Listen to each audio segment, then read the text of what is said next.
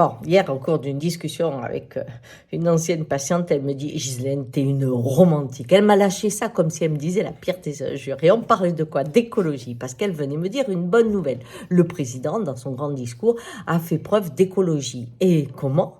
En favorisant quoi? En favorisant l'intelligence artificielle et les drones dans l'agriculture. Ah, je lui dis, c'est-à-dire? Eh bien, elle me dit, tu auras un drone, et quand il y aura des mauvaises herbes, ping, il y aura un rayon laser qui détruit la mauvaise herbe. Et tu vois, il n'y aura plus besoin de mettre des pesticides. Je lui dis, c'est horrible, on n'a encore rien compris. Je me dis, mais qu'est-ce que tu racontes? On a compris, puisque tu vois, on fait tout pour enlever les pesticides. Mais je dis, on n'a pas compris la terre comme... Ah, je dis, ça me rappelle la chemise de nuit. Alors elle me regarde, elle me dit, mais qu'est-ce que tu racontes encore, la chemise de nuit? Ben oui, tu sais, à une époque, l'Église, hein, qui a toujours un peu dit comment il fallait s'occuper sexuellement, hein, on voit d'ailleurs le résultat. Eh bien, à un moment, il fallait que les couples fassent des enfants. Pas qu'ils fassent l'amour, pas qu'ils aillent en transe, pas qu'ils aient des organes, pas qu'ils aient du plaisir, qu'ils fassent des enfants. Alors, ils avaient trouvé un truc, tu mettais une chemise de nuit, tu faisais un trou, et le mec, il rentrait dans le trou, voilà. Alors, ça marchait, les femmes étaient enceintes. Mais on a enlevé toute la relation, toute la beauté du corps qui danse. Hein. On a enlevé toute cette sensation d'amour, de plaisir qui élève l'esprit et rencontre Dieu. Non, là, on faisait des enfants. Tu vois, on regarde l'objectif, la fonction, et on l'enlève de l'essentiel de ce qui se passe.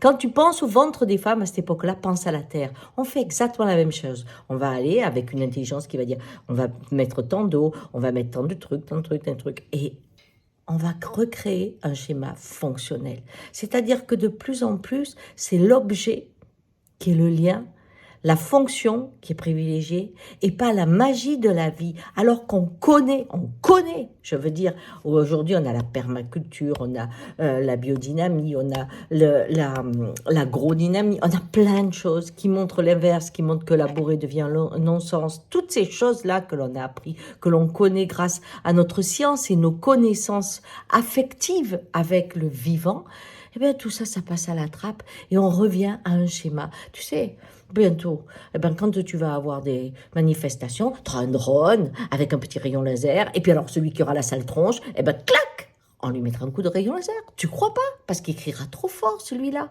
Enfin, je dis, c'est un bébé qui pleure, hein? Eh bien, il y aura un drone dessus qui veille sur lui, qui met la lumière, qui met la musique, qui prend sa tension pour savoir s'il a quelque chose au niveau du cœur, ou alors qui vérifie d'une certaine façon si c'est un cri qui est dû à un manque de lait, ou si c'est un cri qui est dû à un manque d'affection. Et là, il pourra le balancer, lui donner les sentiments. Tu veux qu'on fasse ça? Parce que c'est ça qu'on propose pour la Terre. Et ce que on va faire à la Terre, on va te le faire à toi. C'est ça qu'il faut voir. Ça veut dire que le vivant n'existe pas. On est dans le fonctionnel. La Terre n'est pas vivante, je ne suis pas vivante, les drones vont être vivants. Voilà le problème. Alors elle éclate de rire et elle me dit, écoute, je pensais jamais penser que les drones allaient finir dans un lit, tu vois. Je lui dis, ah bon? Parce que tu ne crois pas que l'évolution sexuelle en est là? On peut faire l'amour maintenant très facilement à travers un écran et quand on se retrouve dans un lit, on ne sait plus comment faire. Il y en a beaucoup qui en sont là. Moi, c'est mes nouveaux patients, tu vois. Bon, donc si tu veux, il y a quand même un problème parce que si la machine devient l'ami, et puis à un moment, je la regarde et j'avais les larmes aux yeux, alors elle me dit, bon, ça va pas. Je lui dis, non, c'est que moi, je vois le monde parce que je sors, tu comprends? Je sors dans la forêt, je sors partout et j'aime le vivant.